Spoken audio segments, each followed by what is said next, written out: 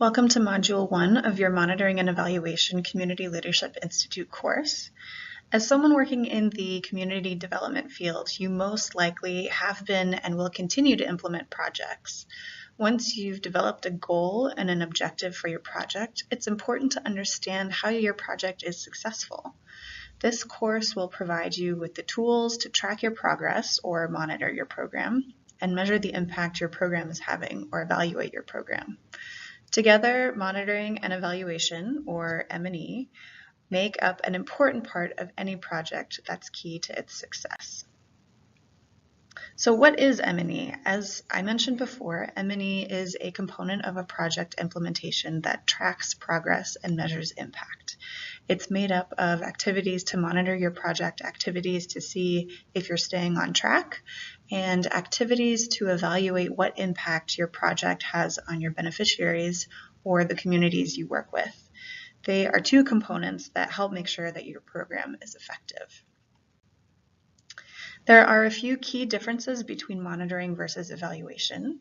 Monitoring is an ongoing project an ongoing process that occurs through the course of a whole program or a project. And data from monitoring tells us what's happening in the program, if the implementation is going as planned, and what changes in the context may affect the program strategy and its implementation. For example, if your project includes a lot of trainings, then you should monitor what trainings are happening and if they're happening on schedule, and should check that people are actually attending your trainings. If you notice that only a few people are attending, then this might be an indication that you need to change the timing of your trainings or find a location that is better for them. So this is one way that monitoring can help your program. In contrast, evaluations are conducted at specific points in time during the program, usually the beginning, the middle, or at the end of your project. And evaluations assess how well the program worked and what difference it made. To use the same example of a project that includes a lot of trainings, you would evaluate how useful the training was after it occurred, and you might collect some data before you do the training to be able to compare and evaluate how much difference the training actually made. In thinking about M&E, it's also good to understand a little bit about how this differs from research. The concepts are similar, and the tools are often the same for M&E and research, but the purposes of M&E and research are a little bit different. In general, research seeks to generate new knowledge in a particular field. It's usually focused on researchers and usually tests hypotheses about how things work. Research can make recommendations about future topics to study or exploration, and research also shares findings through published results. In contrast, M&E, or mostly evaluation, collects data to get information for decision-making rather than the pursuit of specific knowledge. M&E is focused on stakeholder needs, so the needs of your participants or donors or partners or other groups, and M&E answers key questions about a program. M&E makes recommendations based on those key questions and then shares findings through reports to stakeholders rather than to the general public. So now that you know a bit more about the concepts of monitoring and evaluation, we can talk about why is M&E important and what do we do with the information once we have it. So M&E is important for several reasons. It can show how a program is being implemented, what activities are conducted, and who's participating. It tells us how effective the program is, are the activities being run successfully, and are participants benefiting from them. It helps others who are doing the same work learn from a particular program, so knowledge sharing is very important.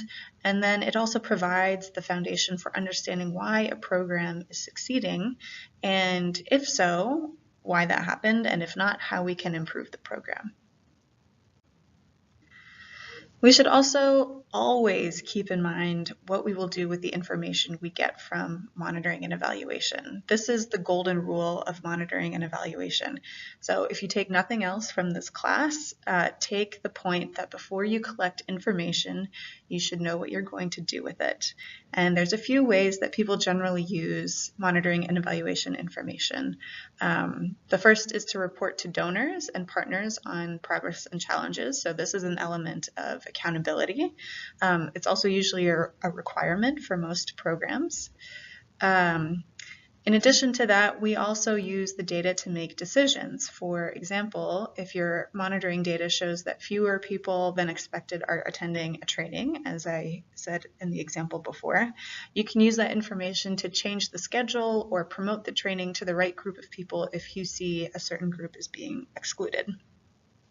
M&E can also promote reflection to deepen our own understanding of how and why things work. And this is really important for future programs that are similar or scaling up pilot activities. So that's kind of an introduction to what M&E is. If we want to look more specifically about the steps to developing M&E frameworks for a program, they generally follow this timeline. So in the beginning, while you're doing your program design, you're going to develop a monitoring and evaluation plan at the same time. So you'll think about the program activities, and as you're conducting those activities, what will you measure around the activities to track progress? This again happens or during project startup, you'll set the groundwork for measurement with some baselines. And a baseline assessment collects data about contextual factors before program activities so that you can compare data with this later to see how much has changed. You'll also want to think about how M&E will look during program implementation. So during this phase, you'll be doing some ongoing monitoring and data collection. This is to see if things are on track and to see if you need to make adjustments as activities continue on through the program lifecycle. And then during project closeout and project evaluation, you should conduct an end-line assessment to see what change has occurred in the contextual factors that you looked at in your baseline, and review all of your program data to evaluate if the program succeeded in achieving its goal. So this concludes Module 1. I hope that you've gained a better understanding of M&E and how it works within a project. You can check out the optional resources in the course and the activity for Module 1.